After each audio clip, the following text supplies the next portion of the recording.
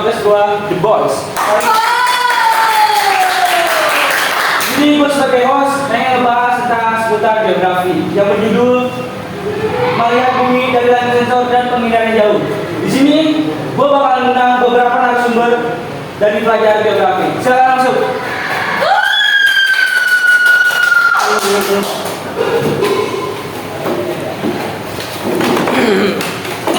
Kenalin, gue Alif dan gue lagi bersama. Halo semuanya, gue Jidan, pelajar geografi yang lagi belajar tentang sistem geografi dan bagaimana sistem ini digunakan di kehidupan manusia.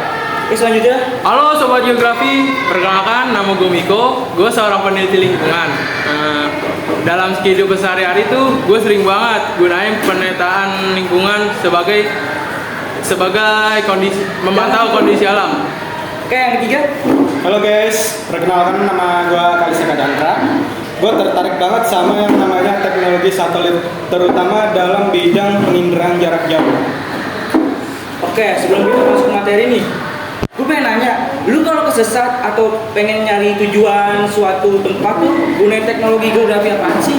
Mulai dari Jidan nih, gue pengen nanya. Wah, kalau gue sih yang paling gue sering pakai ya Google Maps sih, soalnya kalau gue pengen kemana-mana tuh enak banget kalau dipakai, gampang, simple banget. Tapi lu pernah kesesat gak sih? Wah, kalau pengalaman tersesat gue sih ada ya. Waktu itu jadi ceritanya gue pengen jalan-jalan nih kecil kayak kan. Gue tuh bareng rame-rame sono. Kalau nggak salah di Bogor waktu itu curugnya. Jauh juga ya? Ya main dah. Terus dari situ gue kan lewat tol tuh awal.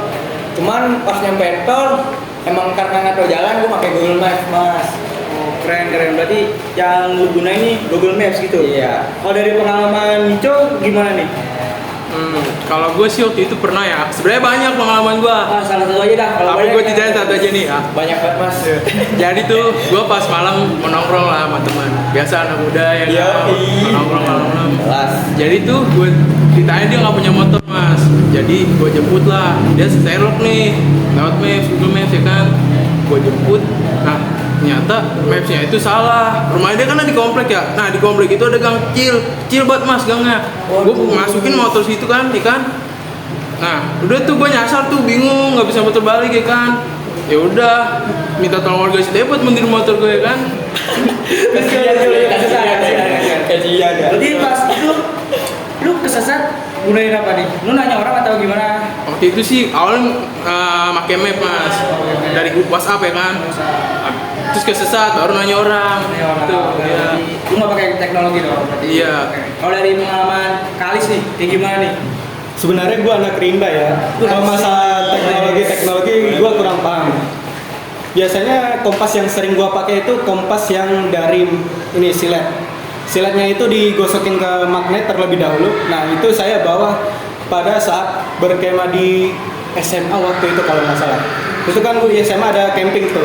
Nah itu saya ikut. Saya sediakan itu terlebih dahulu sebelum bekal-bekal saya. Wah keren nih. Wah, gila. Berarti kalau itu lu nggak pakai teknologi canggih-canggih dong Udah, kayak Google Maps, HP kagak gua pakai. Berarti lu pakai kompas. Ya. Banget ya. Biasanya tuh beli di mana sih kalau kompas kayak gitu? Kompas gampang bikinnya. Bikin. Yang pertama lu sediain wadah airnya. Yang kedua, lu sediain satu silet yang sudah digesekkan kepada ini, yang sudah digesekkan dari magnetnya. Nah setelah itu magnet ini siletnya lu taruh di air.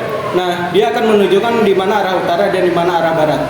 Tapi itu spesifik nggak sih kayak wah ini bener atau ini salah mas atau emang ya kadang-kadang gitulah bener salah atau gitu. Spesifik, tergantung jenis siletnya. Oh berarti sesuai harga lah ya. Ya. Oke, kita masuk ke materi. Jelasin dong tentang jenis-jenis sensor yang digunakan. Apa, Miko? Tentu bisa mas. Secara umum ada dua jenis sensor dalam penginderaan ini. Pertama sensor pasif yang menangkap energi alami seperti cahaya matahari. Contohnya itu kamera satelit optik. Nah yang kedua itu sensor aktif mas. Yang memancarkan sinyal sendiri seperti radar lalu menangkap pantulannya sendiri dari permukaan bumi. Kedua sensor ini saling melengkapi. Misalnya sensor aktif bisa digunakan meskipun di malam hari atau saat cuaca berawan. Oke, tadi gue lupa nih nanya apa tentang pengertiannya. Gue pengen nanya dulu dong ke Kalis. Pengertian pengirahan jauh itu apaan sih menurut lu gitu? Oke.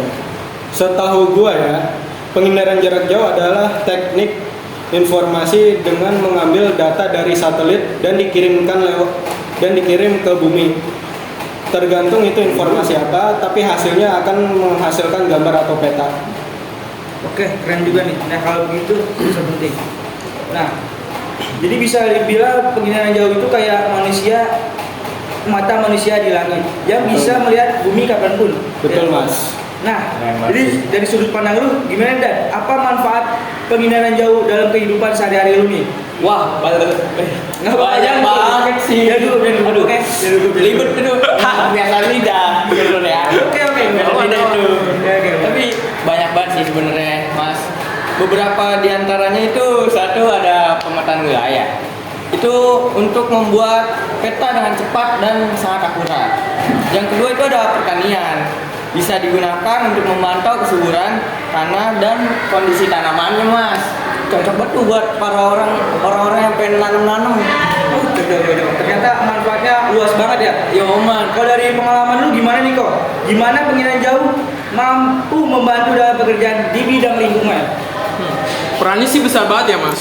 Misalnya nih, waktu pemantau kebakaran hutan, kami bisa lihat langsung area yang terbakar lewat citra satelit. Data itu membantu tim di lapangan untuk bergerak lebih cepat nih Mas.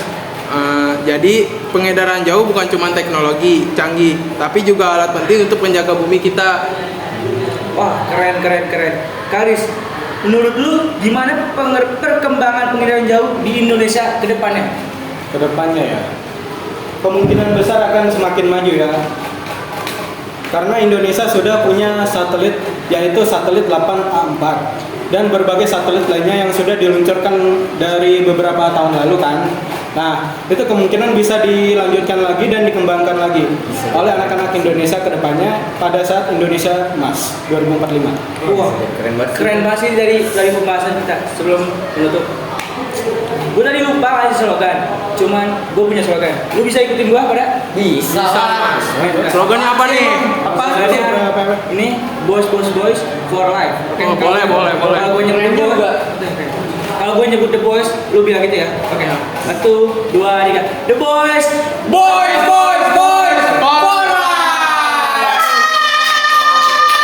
Terima kasih.